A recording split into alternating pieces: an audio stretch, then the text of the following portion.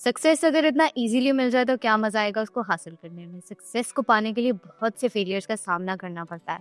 आज हमारे स्टूडियो में हमारे साथ एक ऐसी रियल स्टेट एंटरप्रेन्योर मौजूद है, फीमेल, जो कि हमें अपने सक्सेस स्टोरी के बारे में बताएंगी और हमें बताएंगी कि फीमेल होके उन्होंने इतनी ज़्यादा अपनी करियर को, अपने पैशन को कैसे बिल्ड किया। अस्सलाम वालेकुम मैं समा। वालेकुम सलाम, मैं ठीक हूँ, आप कैसी हैं? अल्लाह का शुक्र। तो मुझे ये बताएं कि बीइंग अ वुमन आपने ये चीज़ कैसे डील की और आप यहाँ पे आई कैसे हैं? क्योंकि रियल एस्टेट में एक वुमन ये बहुत ऑड चीज़ है। बेसिकली मेरे जो यहाँ की जर्नी वो इस तरीके से है कि मैं एज अ क्लाइंट आई थी एजे बिल्डर्स के पास पिछले 8 साल पहले तकरीबन, जो है कोरोना से पहले मैं आई थी।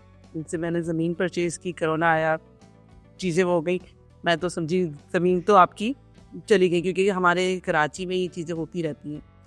लेकिन जब मैं 2 साल बाद वापस आई, मेरी ज़मीन भी वहीं थी, हर चीज़ वहीं थी। इन लोगों ने मेरे साथ बहुत कोऑपरेट किया। फिर आना जाना लगा रहा। मुझे देख के दूसरे लोग, जो हमारी मेमन कम्युनिटी है, उनमें से काफ़ी लोगों ने मुझे कहा कि आप वहाँ काम कर रही हो, तो कैसे कर रही हो, क्या है? तो वो जब उन्होंने मेरे साथ कनेक्ट किया तो फिर मैंने ये काम ही स्टार्ट कर दिया, रियल एस्टेट का भी साथ साथ। तो इस तरह मेरी जर्नी यहाँ पे एजे किंग्स के साथ स्टार्ट हुई। सही। अच्छा, तो मुझे बताएं कि अगर कोई क्लाइंट बिजनेस करना चाहता है लेकिन वो लैंड में इन्वेस्ट नहीं करना चाहता, तो उसको आप कैसे फैसिलिटेट करेंगे? हमारे पास कुछ लोग ऐसे हैं जो बिजनेस नहीं कर रहे मगर ज़मीन उन्होंने ख़रीद ली है, उन्होंने अपनी वॉल बना ली है। तो हम उन्हें, जो बिज़नेस करना चाहते हैं उनको, और जिन्होंने जो है ज़मीन हमसे ख़रीद ली है, उनको हम एक साथ मिला के यानी रेंट आउट करवा देते हैं, ताकि वो अपना काम स्टार्ट करें। बिज़नेस जो करना चाह रहे हैं वो वहाँ पे उनकी ज़मीन पे काम स्टार्ट करें, उनको भी रेंट मिलता रहे, जिन्होंने हमसे ज़मीन ख़रीद के बाउंड्री वॉल वगैरह करवाई, और जिन्होंने बिज़नेस करना है वो भी करें। तो मतलब कि आप अपने दोनों तरफ के क्लाइंट्स को। बिल्कुल, जो हमारे दोनों क्लाइंट्स हैं, उनको, जो बिजनेस नहीं कर रहे, ओवरसीज क्लाइंट अक्सर ऐसे होते हैं हमारे पास, जो हमसे ज़मीन परचेज करके बाउंड्री वगैरह करवा के, और उनकी रखी हुई होती है ज़मीन हमारे पास, तो उनसे फिर हम जिनको बिजनेस करना होता है उन्हें कनेक्ट करवा देते हैं हम, ताकि वो आपस में उनका भी अर्निंग आती रहे, और जिनके पास ज़मीन खरीदने के पैसे नहीं है, या वो डर रहे हैं कि हम यहाँ पे पैसे लगाएंगे, कैसे करें, क्या करें, तो उनका भी एतमाद बहाल हो जाता है काम करके। सही। तो मुझे ये बताएं कि एजे किंग्स में कौन कौन से फार्म और फार्म हाउसेस मौजूद हैं? एजे किंग्स में अल्हम्दुलिल्लाह बहुत सारे फार्म हाउसेस हैं, जिसमें कैटल हो गया, डेयरी हो गया, और फिश फार्मिंग हो गई, रैबिट फार्मिंग हो गई, और पोल्ट्री फार्म्स हो गए, फैमिली फार्म हाउसेस हो गए। बहुत सारी चीज़ें हैं जो लोग कर रहे हैं, और अल्हम्दुलिल्लाह पिछले 8 सालों में मैंने यहाँ पर लोगों को आके और काम करके, और फिर उसके बाद वापस और ज़मीन खरीद के और काम अपना बढ़ते हुए उनका मैंने बहुत देखा है। अच्छा, मैंने ये सारी चीजें तो बाकी फार्मिंग का तो सुना है, रैबिट फार्मिंग की कोई नई चीज मुझे सुनाई दी है। रैबिट फार्मिंग आजकल बहुत इन है, उसका मीट भी और पैट के हिसाब से भी वो काफ़ी जो है बाहर भी एक्सपोर्ट हो रहा है, इसका मीट वगैरह, और रैबिट भी हो रहे हैं। तो इस हवाले से आजकल बहुत ट्रेंडिंग है रैबिट फार्मिंग।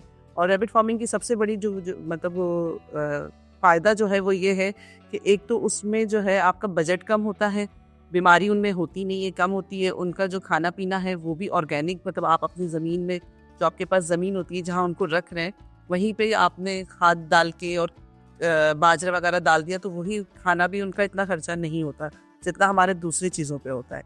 तो और उनकी जनरेशन भी जल्दी बढ़ती है। तो इस हवाले से रैबिट जो है काफ़ी वो है, और कहा जाता है कि उसकी प्रोटीन जो लेवल है ना गोश्त का, वो उससे ज़्यादा है, मुर्गी से ज़्यादा है।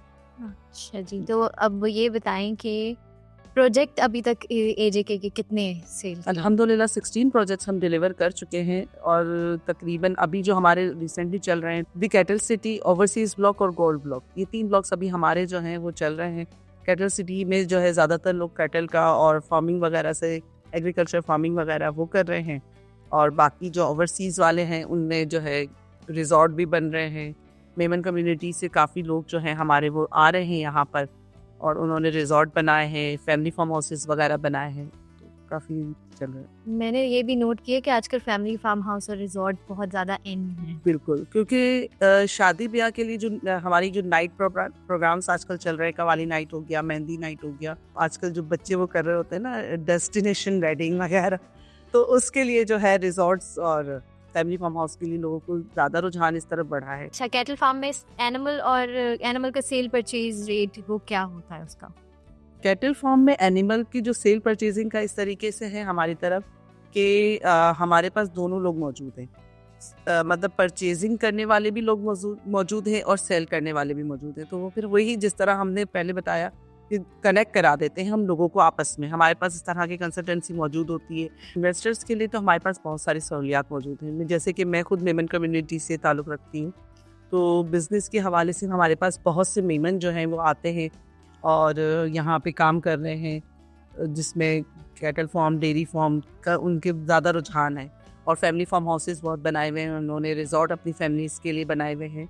तो इस तरह जो है हमारा ये होता है, कंसल्टेंसी हमारे पास सारी मौजूद होती है।